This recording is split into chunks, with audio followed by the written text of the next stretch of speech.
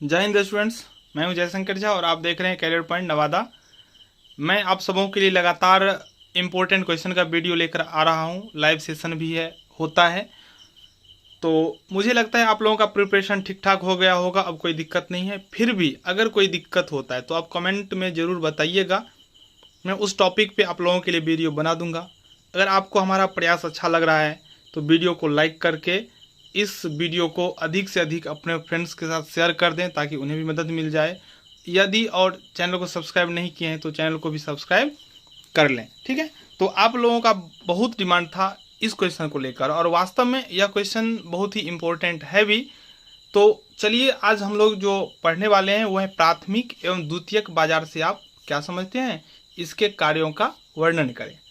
तो प्राथमिक बाजार के नाम से ही स्पष्ट है, जो इसमें बाजार का मतलब आप सब लोग समझ ही रहे हैं, जहाँ पे खरीद बिक्री होता है। और प्राथमिक का मतलब समझ रहे हैं पहले। तो ऐसा बाजार जिसमें सबसे पहले क्रय विक्रय होगा वो प्राथमिक बाजार होगा। और क्रय विक्रय होता किसका है, तो क्रय विक्रय होता है अंश का। तो हम कह सकते हैं ऐसे बाजार जहाँ पे अंश का सबसे पहले क्रय विक्रय होता है उन्हें प्राथमिक बाजार कहा जाता है। मेरा मानना है जो शब्द के हिसाब से क्वेश्चन को समझेंगे, क्वेश्चन को समझ के अपने भाषा में अपने मन से लिखेंगे, क्योंकि क्वेश्चन में लिखा रहता है परीक्षार्थी यथासंभव उत्तर अपने शब्दों में दे, ठीक है। तो देखिए अब हम परिभाषा को आप लोगों को पढ़ के सुनाता हूँ, समझाने के लिए आप लोग समझ गए होंगे। जब सार्वजनिक क्षेत्र की कंपनियां, जरूरी नहीं है आप सार्वजनिक लिखें ही, आप ये लिख सकते जब कंपनियां, तो स्टूडेंट फंस कहाँ जाता है, हम क्या लिखें, नहीं लिखें गेस में ये था, हमको वर्ड ही याद नहीं है। आपको जो याद है आप वही लिखिए, आपका आंसर बिल्कुल राइट होगा, घबराने की कोई ज़रूरत ही नहीं है, ठीक है। जब सार्वजनिक क्षेत्र की कंपनियां वित्तीय संस्थाएं प्रथम बार यानी कि सबसे पहले समतांश, पूर्वाधिकार अंश, परिवर्तनीय और परिवर्तनीय ऋण पत्र, ये ऋण पत्र के प्रकार है। ऋण पत्र का दो ही प्रकार नहीं होता है, ऋण पत्र का बहुत प्रकार होता है, इसमें दो प्रकार का वर्णन किया गया है। आप परीक्षा में सिर्फ ऋण पत्र ही लिख सकते हैं। बॉन्ड्स, अधिकार, निर्गमन अंश आदि का निर्गमन जनता से पूंजी प्राप्त करती है।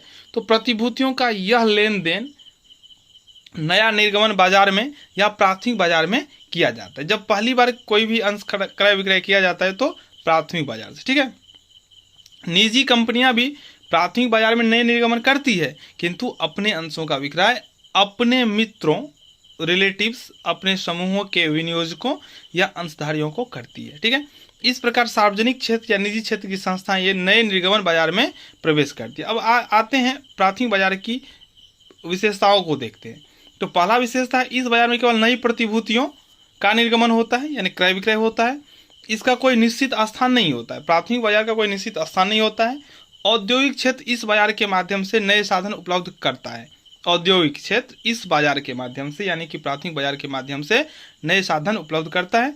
चौथा है इस बाजार का कोई स्पष्ट रूप नहीं है और न ही इसका कोई प्रशासनिक ढांचा। इस मार्केट का कोई स्पष्ट रूप नहीं है और इसका कोई प्रशासनिक ढांचा भी नहीं है। इसकी पहचान केवल इसके द्वारा दी जाने वाली सेवाओं से, ये जाने जाते हैं किसके लिए, तो सर्विस के लिए। छठा है इस बाजार पर सेबी का नियंत्रण होता है। आप लोगों ने सेबी के बारे में ही पढ़ा है, सेबी क्या होता है, उनका क्या काम होता है, ठीक है।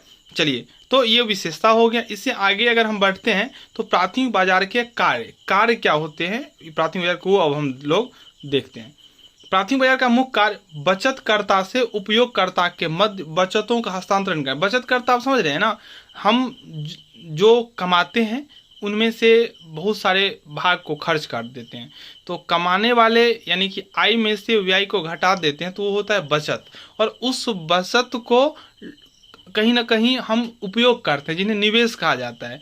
तो बचतकर्ता से उपयोगकर्ता के मध्य बचतों का हस्तांतरण करना है, क्योंकि कोई भी आदमी बचत करके अपना पैसा कहीं इन्वेस्ट करता है, उसके लिए प्राथमिक बाजार में जाता है, वहां पे अंश क्रय करता है। साथ ही यह बाजार कंपनियों को अपनी पूंजीगत व्ययों की आवश्यकताओं की पूर्ति के लिए कोष में वृद्धि का स्थान उपलब्ध कराता है।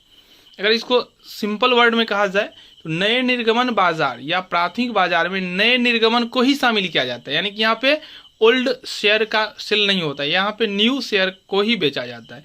ये नए निर्गमन नवीन कंपनियों या पुरानी कंपनियों के हो सकते हैं, ठीक है। कंपनी कैसा भी हो सकता है, पुराना नया, लेकिन वहाँ पे फ्रेश शेयर को ही सेल होगा, ठीक है। चलिए अब आगे बढ़ते हैं। इनका कार्य सबको जानते हैं। प्रारंभिक कार्य इनका क्या है? नए निर्गमन बाजार के प्रारंभिक कार्य को प्रारंभिक अनुसंधान, अनुसंधान का मतलब होता है रिसर्च। जब भी हम कहीं पैसा लगाएंगे तो सबसे पहले उसके बारे में हम सोचेंगे, जानेंगे, विश्लेषण करेंगे, उसके बाद ही हम कहीं अपना पैसा इन्वेस्ट करेंगे। तो ये निर्गमन निकालने वाली या निर्गमन प्रायोजित करने वाली कंपनी के संबंध में प्रारंभिक छानबीन करना आवश्यक, छानबीन मतलब रिसर्च, विश्लेषण करना आवश्यक होता है। ऐसी कंपनियों के विषय में उनकी आर्थिक एवं वित्तीय सुदृढ़ता, फाइनेंशियली कितना स्ट्रांग है, उनका जो तकनीकी योग्यता है, उनकी वैधानिक स्थिति, वो कंपनी लीगल है या इलीगल है, इन सबों का अनुसंधान किया जाता है। ठीक है। दूसरा है निर्गमन संबंधी जानकारी एकत्र करना, यानी कि निर्गमन कैसे होगा, कहाँ होगा, कब होगा, उनका क्या कंपटीशन है, क्या सेल का टेक्निक है, विज्ञापन एजेंसी चुनाव, ये सब इनका वर्क हो जाता है। ठीक है।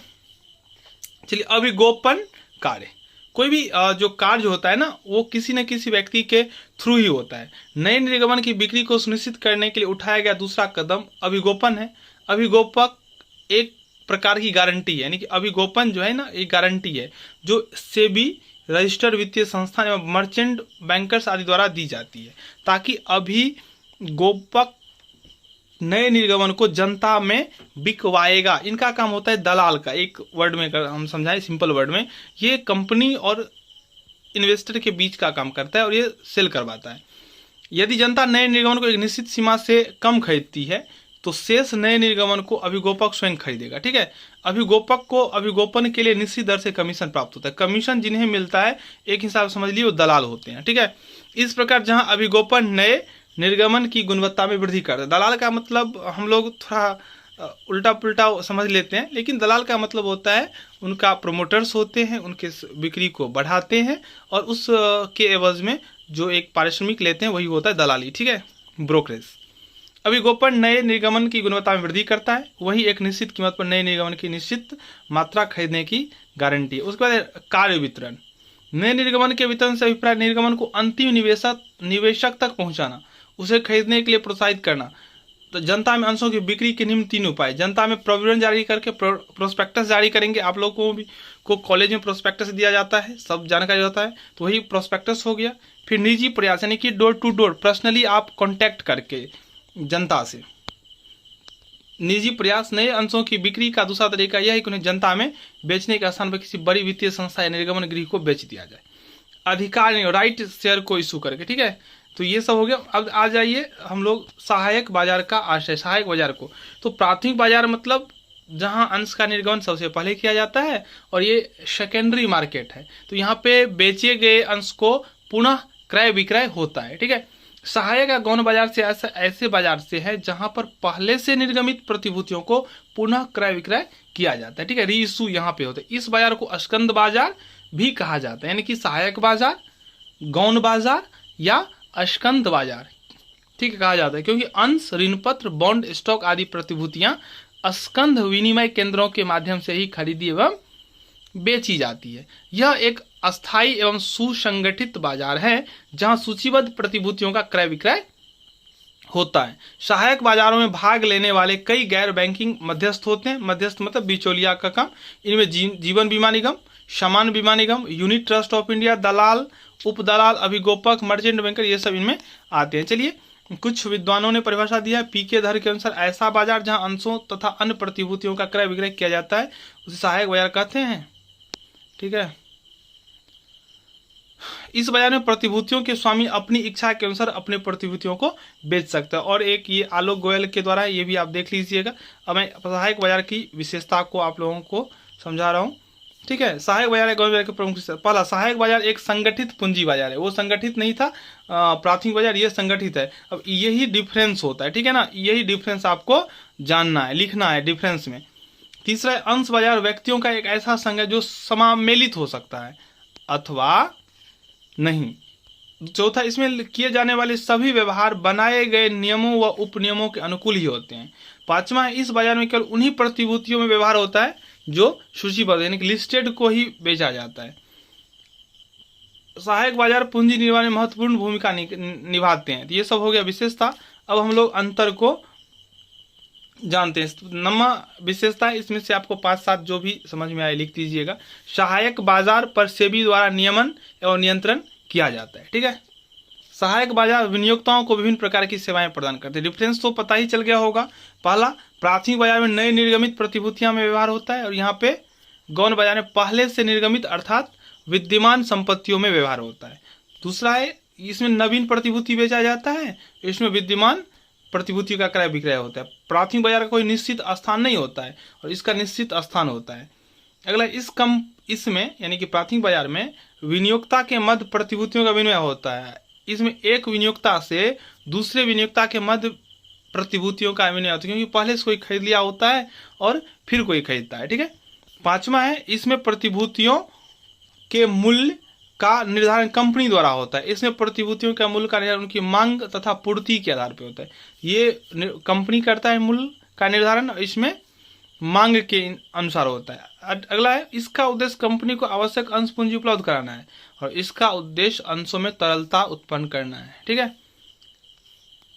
प्राथमिक बाजार में विनिवेश दीर्घकालीन होता है। प्राथमिक बाजार में निवेश जो होता है लॉन्ग टर्म होता है, और इसमें किसी भी अवधि के लिए हो सकता है, यानी कि निवेश अल्पकालीन, मध्यकालीन। तो इस प्रकार से यह क्वेश्चन हो गया कंप्लीट। अगर आप लोगों को और भी कोई क्वेश्चन में डाउट है तो आप जरूर कमेंट में बताइएगा, उस क्वेश्चन का डिस्कशन किया जाएगा। अगर आपको अच्छा लगे तो चैनल को सब्सक्राइब कर लेंगे, और अपने फ्रेंड्स के साथ जरूर शेयर कर दें। थैंक यू वीडियो को देखने के लिए। मिलते हैं फिर नेक्स्ट वीडियो में।